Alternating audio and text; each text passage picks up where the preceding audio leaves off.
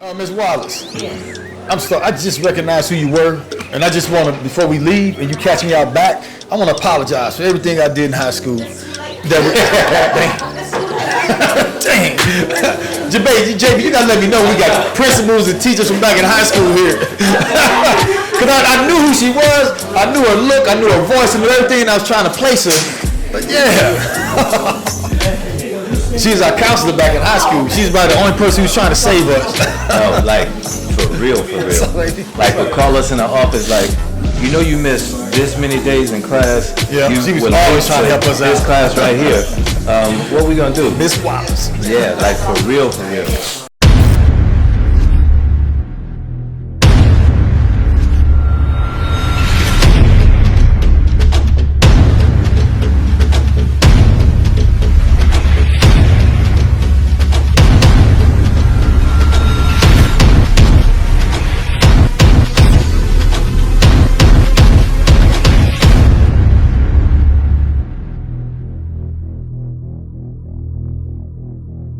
We all know that crime is glorified. All right, there's big money. Right now, me and him could say, you know what, man, F the world.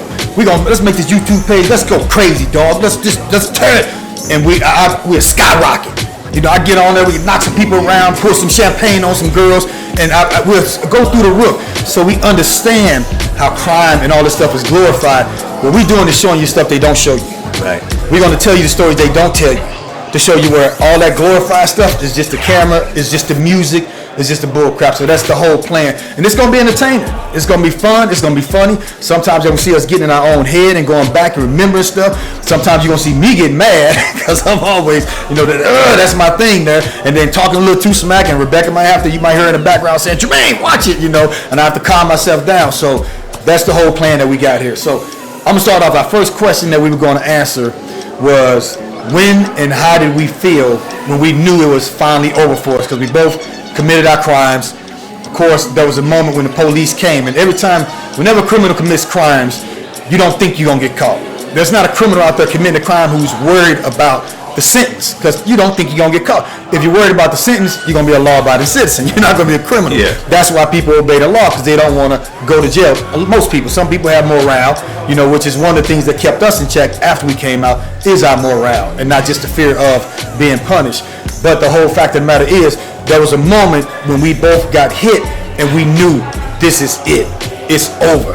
Oh man. And that's what we kind of want to talk about and let you guys know what that feeling is like, because we know that a lot of y'all Thundercats and people out there who thinking about doing this and out there in the dope game, committing crime, being tough, whatever, running with the crew, you don't think that far because you think you ain't gonna get caught, just like most criminals don't. So you want me to take it or you want to start? I'll start. It's really an illusion when you're doing what you're doing to think that you'll never get caught. For me, it took me a bunch of times to bang my head, and not in a glorification way. May 16th, 2004, I got caught with $586,000 in Fenton, Missouri.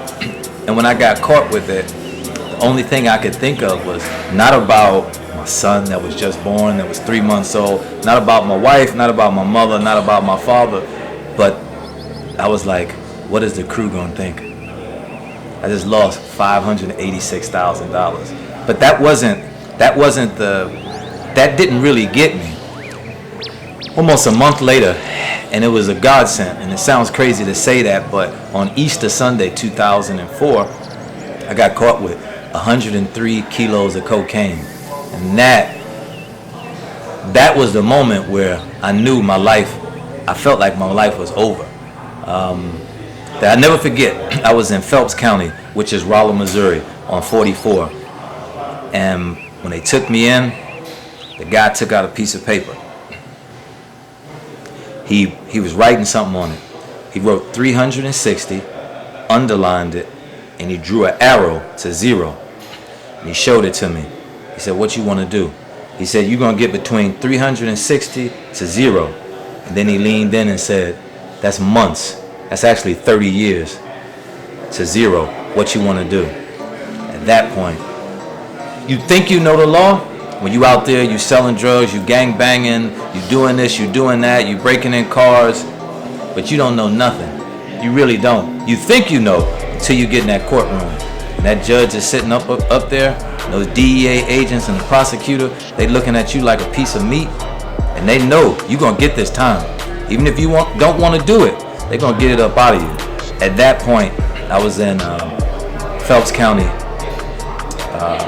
and that guy drew that on that piece of paper, and I knew my life was over then, but God had a different mission for me. That's heavy. Mm-hmm. And then, like you say, when you get caught with that much money, and that's the crew's money, you got two things to worry about. Yeah. What's the crew gonna think? Exactly. All right, did this money get jacked? Yeah. Or is this real? And then what the cops gonna do? Mm-hmm. You know what I'm saying? So that's a double hitter right there. Yeah. So I feel you. I tell you when you look at Jabari and I, and this is who we truly are. I'm just gonna say so y'all understand. You're getting two sides of a coin here. If you know me, I went and fought MMA and I took world titles all over the world, fought in Japan, Canada, all over. All right, I was always the tough guy. I was always the enforcer. I was always the diehard guy, ready to fight anybody. I was always guy fighting more than 3 people at a time, fighting people who had weapons. When they introduced a screwdriver, I was the one who brought the gun. So I was always that one who was the hardcore gangster. Jabari was always the business savvy, the smooth one, the thinker. He was on, so that's kind of what you're seeing, even the way we dressed here. So I'm gonna give you this because when we got busted, all right. First of all, we knew we were facing. We knew we were facing a certain amount of time for armed robbery. And when the police, we found out they were coming for us, we got armed up. AK-47, shotguns. We were locked and loaded. And our plan, which of course I had done this with my girlfriend. I was 19 years old. I was 18 years old. She was 17. She was a straight A honor roll student. Had never been in any trouble in her life. But the position that we were in made us this desperate that we were ready to die at that moment. When the police came, it was our plan to shoot it out with the police. When they rolled up, it didn't happen that way. I'm not going to get into the details of that. That's later, on a later video. But I'm going to tell you the moments that when it hit me, because when the police rolled up and they had all their lights out there and all these cops out there ready to get busy, to me, they were soldiers and I was a soldier. They were soldiers coming and they would have killed me. So I was going to do whatever I had to do to pay them the same respect, in the same way they were going to respect me. And so we came up and we were ready to go. But things didn't go down that way. Like I said, I'm going to tell you that later. And when it hit me was when I went out and I was getting ready to do what I was getting ready to do. And one of the police officers who were there was a police officer who used to be at our school at Pattonville. Mm-hmm. And he saw my name on there. Give me chills. He was using, but they were using Jermaine Andre, and I was known by what? Jermaine Bradley. Jermaine Bradley. Yeah. She even knows that. And so when he saw me, he said, "Jermaine Bradley?" And I heard, and I looked, and that took me totally out of mode. I said, "Oh my goodness!" I was ready to unload. If I'd have hit this off, he got caught in that, and I seen him there. This is an officer I knew at the school who was a friend of us all at Pattonville. So that's the first time he hit me. When I seen the upset on his face when he told me, "What did you do, Jermaine? Wyoming is going crazy to get you up there. What did you," and I can't say my lady's name, "what did you and such do?" And he was just, it was, a tear came out of his face. So that was the first time it hit me. The second time it hit me is when they put me in the car. I got over that and I went back to my gangster mode. I know I got to serve my time. All black kids do. I'm getting my, what we call it, getting my status quo. Your rite of passage. I'm getting my rite of passage. We got to go to prison. That's what they make us believe we got to do to be somebody. If we don't have the scholarships and all those things that's working for us. So when they put me in the car and my mom came down and I seen her in the window looking out the door trying to talk to these police officers into letting me go, and I knew there was no way in the world I was gonna get let go. That's when it hit me again. So all that hardcore stuff I had ready to go, ready to to unload, ready to do it, got taken down just by those emotional moments. And then when they took us to the police station, me and my girl, they had us both cuffed and they had us in the same room and they would get ready to separate us. And I knew how it go. I'd been through the routine before.